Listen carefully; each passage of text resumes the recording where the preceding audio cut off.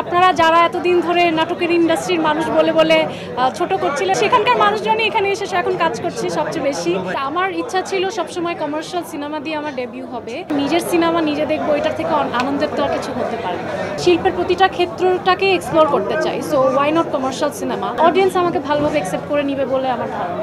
আমার ইচ্ছা ছিল সবসময় কমার্শিয়াল সিনেমা দিয়ে আমার ডেবিউ হবে, এবং আমার মনে হয়েছে যে এটার থেকে পারফেক্ট প্রজেক্ট আর হতে পারে না।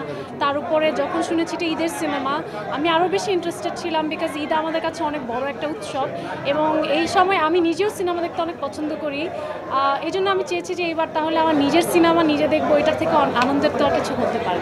যখন আপনি ইমেজ থেকে ভেঙে আরেকটা ইমেজে যেতে যাবেন, অনেকের ভালো লাগবে না, অনেকের ভালো লাগবে, বাট আমার কাছে মনে হয়েছে যে আমি যেহেতু আর্টিস্ট, তো সেই জায়গা থেকে আমি শিল্পের প্রতিটা ক্ষেত্রটাকে এক্সপ্লোর করতে চাই, so why not commercial cinema.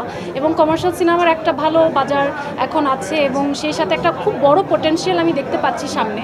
তো আমি এই টাইমটাকে মিস করতে অবশ্যই চাইনি। সো আমার অডিয়েন্স যারা দেখবে যে আমি আসলে হার্ড ওয়ার্ক অ্যান্ড ডেডিকেশনের সাথে কাজটা করেছি, and I think it's a very qualityful production. আমি চেষ্টা করেছি কোয়ালিটিটা এনশোর করার।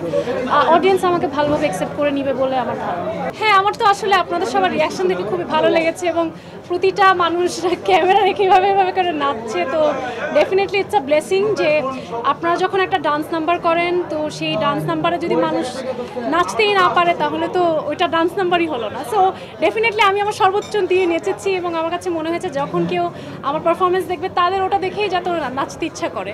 তো আমি চেষ্টা করেছি সেভাবে পারফরমেন্সটা করার। আমার মনে হয় এবারের ঈদটা আমার ইনসাফময় হতে যাচ্ছে, আর কোনো কিছু নিয়ে কোনো পরিকল্পনা নেই। আশা করছি যে ঈদের দিন থেকে যে কয়দিন পারি নিজের ছবি তো দেখবই, সেই সাথে বাকি যত ঈদের ছবি মুক্তি পাচ্ছে সবগুলো ছবি দেখার ইচ্ছা আছে। সামনে আরও কী কী দেখতে পাচ্ছি সেটা আসলে আমি আপনার মতো আমিও কিউরিয়াস।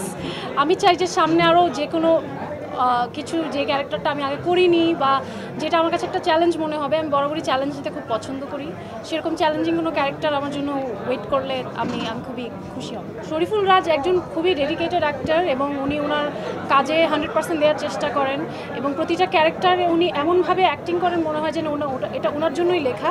এটা সব আমার মনে হয় অভিনেতারা পারে না, এবং স্ক্রিপ্টটা পড়ার পরে আমি মনে করেছিলাম যে এই ক্যারেক্টারটা আসলে রাজভাই ছাড়া আর কেউ ফুটিয়ে তুলতে পারবে না, অ্যান্ড দ্যাটস হোয়াট হ্যাপেন্ড।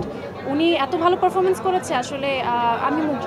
আপনারা যারা এতদিন ধরে নাটকের ইন্ডাস্ট্রির মানুষ বলে বলে ছোট করছিলেন, এখন I am so sorry to say, but I feel proud যে সেখানকার মানুষজনই এখানে এসে এখন কাজ করছে সবচেয়ে বেশি। সো এটা আমাদের জন্য খুব পজিটিভ, এবং একই ঈদে এতগুলো আমাদের মানে ফ্র্যাটার্নিটির মানুষজনের একসাথে ডেবিউ হচ্ছে, একসাথে ছবি আসছে। আমি খুবই খুশি, এবং আমি চাই প্রতিটা ছবি সাকসেসফুল হোক, প্রতিটা অ্যাক্টর সাকসেসফুল হোক, অ্যাক্ট্রেস।